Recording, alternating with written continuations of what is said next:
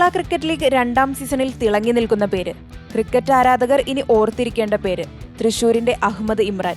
അണ്ടർ-16, under-19 ടീമുകളിൽ കേരളത്തിന്റെ നായകനായിരുന്ന താരം ബാറ്റ് കൊണ്ടും ബോൾ കൊണ്ടും വിസ്മയങ്ങൾ തീർക്കാൻ കെൽപ്പുള്ളവൻ തന്നെയാണ്.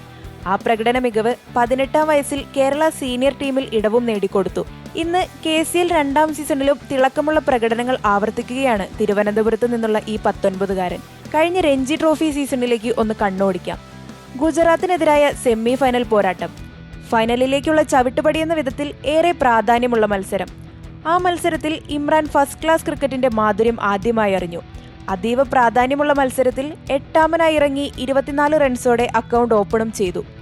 ഫൈനലിലേക്ക് മുന്നേറിയ കേരള സ്ക്വാഡിൽ വിദർഭയ്ക്കെതിരെ 4ാം നമ്പറിൽ കളത്തിലിറങ്ങി. സ്ഥാനക്കയറ്റം ലഭിച്ച ഇമ്രാൻ 37 റൺസും എടുത്തു. KCL പ്രഥമ സീസണിൽ അഹമ്മദിന് ഭേദപ്പെട്ട നിലയിലേക്ക് ഉയരാൻ കഴിഞ്ഞിരുന്നില്ലെങ്കിലും 2ാം സീസണിൽ ലഭിച്ച ഓപ്പണിംഗ് പൊസിഷൻ ഏറ്റവും മികച്ച രീതിയിൽ തന്നെ വിനിയോഗിച്ചു.